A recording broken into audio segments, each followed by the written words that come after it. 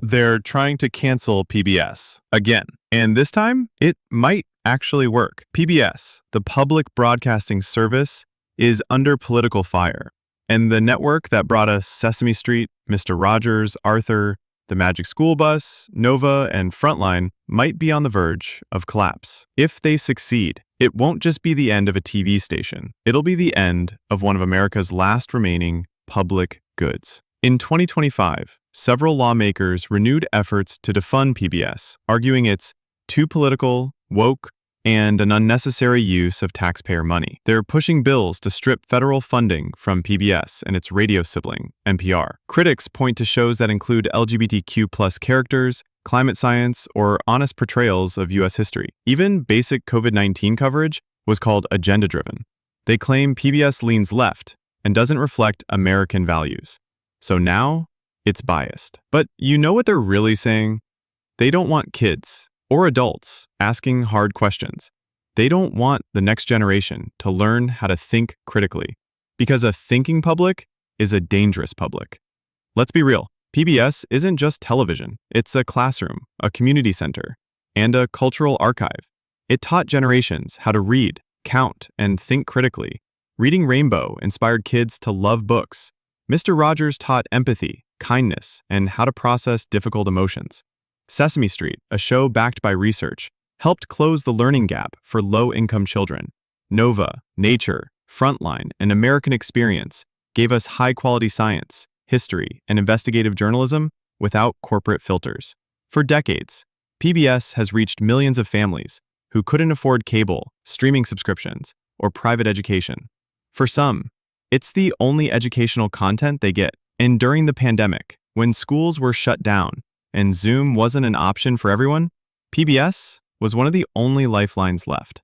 While most media chases headlines, PBS focuses on context.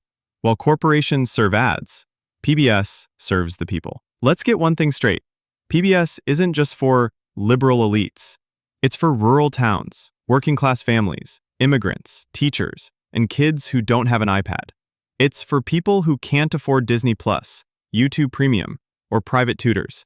It's for seniors who still tune in on rabbit ear antennas.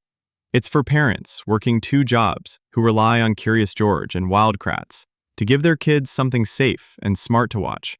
This is about access. Cutting PBS doesn't hurt the wealthy. It hurts people who have nowhere else to turn. So why are they trying to kill it? It's not really about bias. It's about control.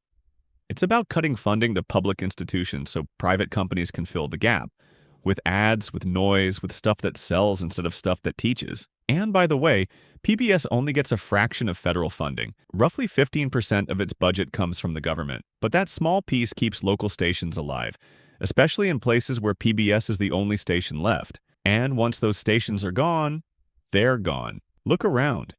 We're living in a time of media consolidation, political propaganda, and algorithm-driven entertainment. PBS is one of the last truly independent platforms where education, art, and journalism still matter. It doesn't chase trends. It doesn't feed outrage. It teaches, it uplifts, it informs, and it does it without ads for sugar cereal or the latest gambling app in between every lesson. Canceling PBS isn't just political, it's cultural vandalism. So the next time someone says PBS is outdated, ask them, outdated for who? For the kid learning to read in a trailer with no Wi-Fi? For the grandparent watching PBS NewsHour instead of cable noise? For the teacher using PBS learning media in an underfunded school? PBS isn't perfect, but it's public. And in a world where everything is for sale, that might be the most radical thing left. Should PBS be protected or erased? Drop your thoughts in the comments, and please don't forget to like, share, and subscribe.